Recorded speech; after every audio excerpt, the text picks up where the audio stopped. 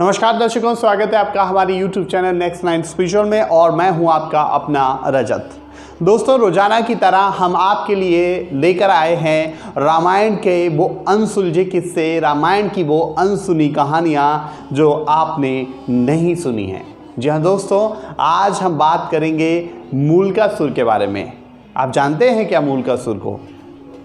अगर आप जानते हैं तो कमेंट बॉक्स में लिखकर हमें ज़रूर बताएं। लेकिन आज हम बात कर रहे हैं मूलकासुर, जो हम आपको बताएंगे कि वो किसका पुत्र था, उसका वध कैसे हुआ, उसको किसने श्राप दिया था। इन तमाम चीज़ों के बारे में आज हम आपको बताएंगे। क्या माता सीता नहीं होती तो मूलकासुर का वध संभव था? इन तमाम चीज़ों पर आज हम चर्चा करेंगे। लेकिन उससे पहले हम आपसे एक निवेदन करना चाहेंगे। दोस्तों, अगर आप हमारे चैनल के लिए नए हैं तो कृपया करके आप हमारे चैनल को सब्सक्राइब कर लीजिए और बेल आइकन जरूर दबा दीजिए, जिससे कि आपको हमारी सभी नई वीडियोस का अपडेट मिलता रहे। तो आइए ले चलते हैं आपको हमारी इस रिपोर्ट की ओर। दोस्तों, रामायण भगवान श्री राम की कहानी है, भगवान श्री राम की गाथा है।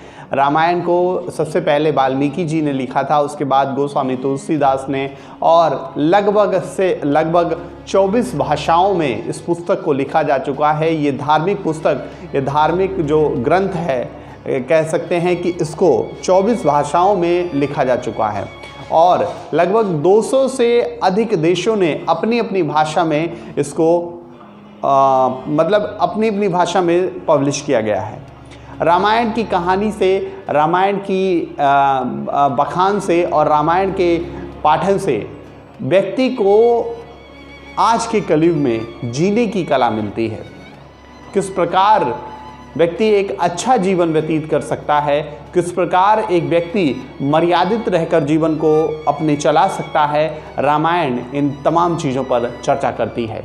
लेकिन आज की हमारी चर्चा इस विषय पर है कि क्या वास्तव में जो रामायण में पात्र थे, क्या वास्तव में जो रामायण में एक पात्र ऐसा था जिसका नाम मूलकासुर था, उसको बहुत कम लोग जानते हैं। उसकी कहानी क्या थी, क्यों उसको माता सीता के हाथों से ही मरना पड़ा, इसके पीछे की वजह क्या थी। दोस्तों, एक बार की बात है जब मूलकासुर को पता चलता है कि उसके वंश का सर्वनाश हो गया है, तो दोस्तों उसको लंका का राजा बना दिया जाता है। वो लंका का राजा होता है। तो भगवान श्री राम आते हैं और उससे वध करने के लिए अपनी वानर सेना तैयार करते हैं।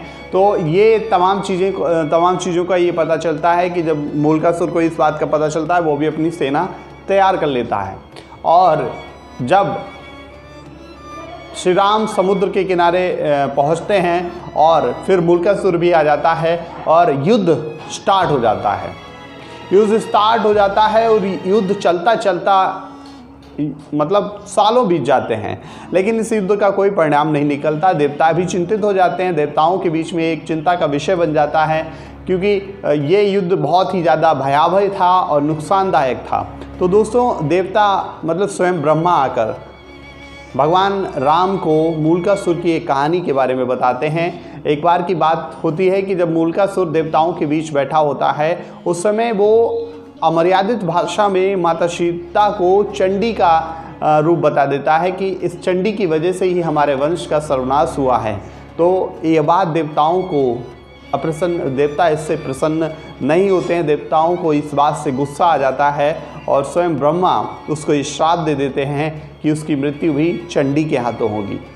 तो दोस्तों, जब ब्रह्मा ये श्राप दे देते हैं तो फिर मूलकासुर जो है वो वहाँ से चला आता है। और फिर अब आगे की कहानी में ये आता है कि जब मूलकासुर का युद्ध भगवान श्री राम से हो रहा था और उनकी वानर सेना तैयार खड़ी थी इस युद्ध के लिए, तो ब्रह्मा आके स्वयं उसको इस श्राप के बारे में बताते हैं, श्री राम को बताते हैं। तो दोस्तों, जब श्री राम को उसके श्राप के बारे में पता चलता है तो वो हनुमान जी को तुरंत ही भेज देते हैं माता सीता को लेने के लिए। और जैसे ही हनुमान जी को वो भेजते हैं माता सीता को लेने के लिए, माता सीता भी कुछ क्षणों में ही आ जाती हैं। और भगवान श्री राम जब माता सीता को ये तमाम चीज़ें बताते हैं, तमाम चीज़ों के बारे में बताते हैं, तो वो क्रोधित हो उठती हैं और उनका जो चंडी का एक छाया थी, चंडी की छाया जो थी वो मतलब निकल कर उनके शरीर से और मूलकासुर का वध करने के लिए चल देती है। तो मूलकासुर के पास जब वो छाया पहुंचती है तो मूलकासुर ये कहता है कि मैं स्त्रियों पर अस्त्र शस्त्र नहीं उठाता, तो वो कहता है कि जा चली जा। दोस्तों लेकिन वो मतलब छाया थी और मूलकासुर का वध ही चंडी के हाथों होना था।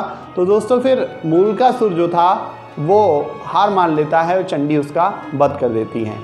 तो इस प्रकार जो मूलकासुर था उसका वध होता है। अब आ जाइए कि मूलकासुर था कौन। वास्तव में मूलकासुर जो था वो कुंभकर्ण का पुत्र था। मूलकासुर जो कुंभकर्ण का पुत्र था, इस वजह से वो बहुत ही बलशाली था, बहुत ही ज़्यादा ज्ञानी भी था। बलशाली होने के साथ साथ वो ज्ञानी भी था, क्योंकि पहले के जो ब्राह्मण हुआ करते थे वो बहुत ही ज्ञानी हुआ करते थे, लेकिन ये जो राक्षस प्रजाति से थे इसलिए बलशाली भी थे, ज्ञानी भी थे और अभिमानी थे। अभिमानी होने के कारण वो धर्म को नहीं मानते थे, धर्म का पालन नहीं करते थे, वो हमेशा अधर्म के साथ चलते थे। इस वजह से इनका अंत जो होता था वो बुरा होता था, इनका जो मृत्यु होती थी वो बुरी होती थी। तो इस प्रकार मूलकासुर का वध होता है, मूलकासुर वैकुंठ लोक को पधारता है। तो दोस्तों इस कहानी से हमें इस बात का तात्पर्य निकलता है, इस बात का ये परिणाम निकलता है कि कभी भी हमें अभिमान में आकर कोई ऐसी चीज़ नहीं बोलनी चाहिए जिससे समाज में बैठे लोगों को ये लगे कि आप उनका अपमान कर रहे हैं। मूलकासुर ने भी यही तो किया था, माता सीता को चंडी से सुशोभित किया था, माता सीता को चंडी का रूप बताया था, इसलिए उसको स्वयं माता सीता के हाथों मरना पड़ा। दोस्तों ये रामायण महाभारत तमाम ग्रंथ, तमाम धार्मिक पुस्तकें हमें सिर्फ हमारे जीवन को किस तरीके से चलाना है, हमारे जीवन को हमें किस तरीके से आगे ले जाना है, इस पर चर्चा करता है। और अगर हमने इनके सार को समझ लिया, इनके जेस्ट को समझ लिया, तो हमने समझो ये सारी पुस्तकें समझ ली। दोस्तों मैं आपको बता दूं कि अगर आप अपने जीवन में इन धार्मिक पुस्तकों को अपने जो आपका जीवन, आपका लाइफ स्टाइल है उसमें उतारेंगे तो वास्तव में आपको सफलता मिलेगी, वास्तव में आप एक नया मुकाम हासिल करेंगे।